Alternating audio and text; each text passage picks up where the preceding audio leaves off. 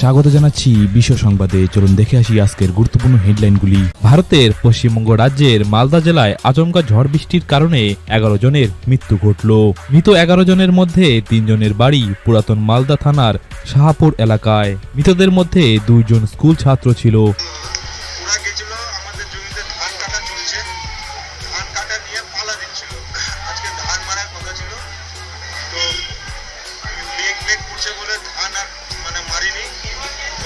বিশ্ববিখ্যাত জাদুকর ডেভিড কপারফিল্ডের বিরুদ্ধে শ্লীলতাহানির অভিযোগ উঠল।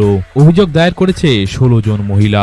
অভিযুক্ত মহিলাদের দাবি, তাদের বয়স 18 বছরের কম থাকাকালীনই ডেভিড তাদের সঙ্গে অশালীন আচরণ করেছিলেন।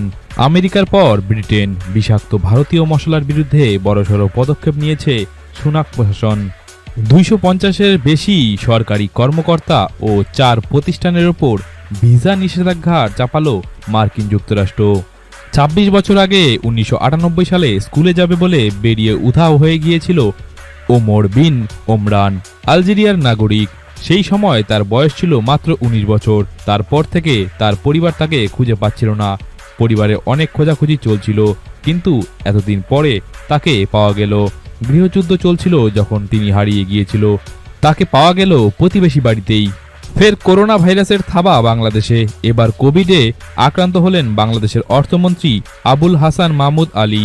এই মারণ ভাইরাসে আক্রান্ত হওয়ায় তিনি সচিবালয়ে আসছেন না, তবে ডিজিটাল মাধ্যমে তিনি বিভিন্ন প্রোগ্রামে অংশ নিচ্ছেন। তোশিবা কোম্পানিতে নতুন মালিক আসতেই কঠোর ব্যবস্থা।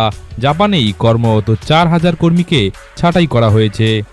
জম্মু কাশ্মীরে এনকাউন্টারে ভারতীয় সেনার হাতে নিহত 2 জঙ্গি। বৃহস্পতিবার ভোরবেলায় সীমান্ত এলাকায় 2 জঙ্গিকে খতম করে ভারতীয় সেনা। টলিউডের বিখ্যাত অভিনেত্রী স্বস্তিকা মুখোপাধ্যায় এবার পাড়ি দিতে চলেছেন বাংলাদেশে। বাংলাদেশের ছবিতে অভিনয় করতে চলেছেন তিনি। ছবির নাম আলতা বানু কখনো জোছনা দেখেনি। এই ছবিতে মুখ্য চরিত্রে আলতা বানু রূপেই দেখা যাচ্ছে স্বস্তিকাকে। হিন্দুদের ধর্মান্তরিত করার জন্য জাকির নায়েকের ভারতের সম্রাট হওয়া উচিত, এরকমই দাবি করল পাক মৌলবী। सैकड़ों हजारों हिंदुओं को कैमरे में कलमा पड़ा है इस मुश्किल दौर में, जब वहां इतनी ऑर्थोडॉक्स किस्म की एक हिंदुइज्म को प्रमोट करने वाली हुकूमत है मोदी की। उसकी वजह से डॉक्टर जाकिर नाइक को इब्राहिम अलैहिस्सलाम की तरह गरीबुल वतनी की जिंदगी गुजारनी पड़ रही है। तो डॉक्टर जाकिर नाइक का कलमा तो हमने हजारों हिंदुओं को पढ़ाते हुए कैमरे में देख लिया। डॉक्टर जाकिर नाइक फिर वलीउल्लाह क्यों नहीं है? वो क्यों नहीं सुल्तानुल हिंद?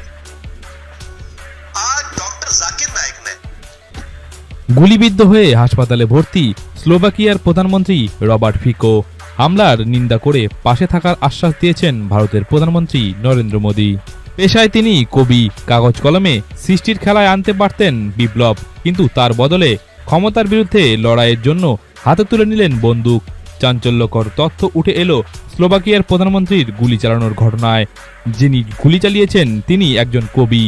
সংবাদ মাধ্যমের আহ্বানে মুখোমুখি বিতর্কে রাজি Biden O Trump.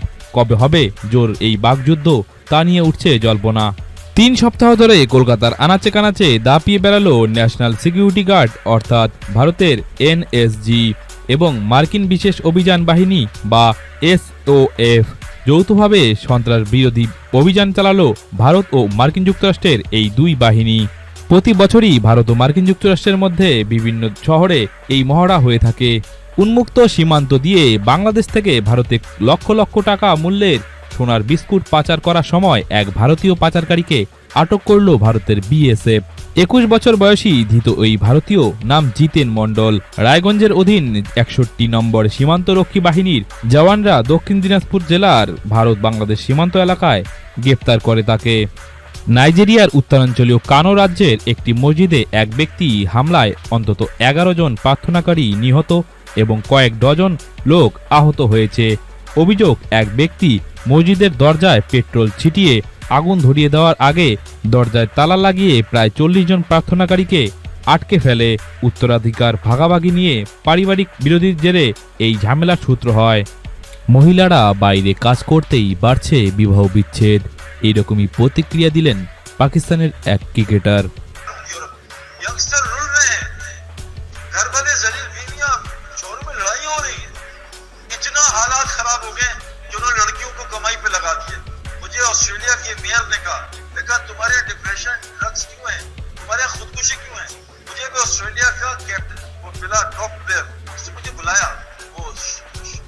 On state भी फास्ट बोल रहे हैं पाकिस्तानियों को। न्यूजीलैंड के कैप्टन ने मुझे बुलाया, विलियमसन ने, कि यार हमारे हालात बताओ कैसे सही होंगे। मुझे ऑस्ट्रेलियन मेयर ने कहा जब से हमने औरतों को कमाई पे लगाया हमारा कल्चर बर्बाद है, हमारे इतने हालात खराब हुए, औरतें भी कमाई कर रही है। और पाकिस्तान में जब से औरतों ने कमाना शुरू किया 3 साल में 30% तलाक बढ़ गई। दफा हो जाओ, मैं खुद कमा सकती हूँ, मैं घर चला सकती हूँ। ये पूरा गेम प्लान है मेरे दोस्तों, लेकिन जब तक हिदायत नहीं मिलेगी इस गेम प्लान को नहीं समझ सकते। आप आग से अंधे हैं, सांप और रस्सी है, सांप रस्सी आप कह रहे कहाँ है सांप, मुझे तो एक जैसा लग रहा है। जब आग खुलेगी फिर मैं पूरी दुनिया फिर क्या रहूंगी, ऑस्ट्रेलिया से आऊंगी। অস্ট্রেলিয়ার অ্যাডিলেডে ভিড় রাস্তায় ট্রাফিকের সময় মহিলা যাত্রীর সামনে পুরুষাঙ্গ বের করে হস্তমৈথুন করতে শুরু করে উবার ড্রাইভার। উবার চালকের এই অশ্লীল কাজের রিপোর্ট পুলিশ এবং উবার হেল্পলাইনে করেছেন ২৬ বছর বয়সী টেলা পিম্পলট নামের ওই মহিলা। IMF ইন্টারন্যাশনাল মনিটারি ফান্ড এর চালে ফেসে গেল পাকিস্তান।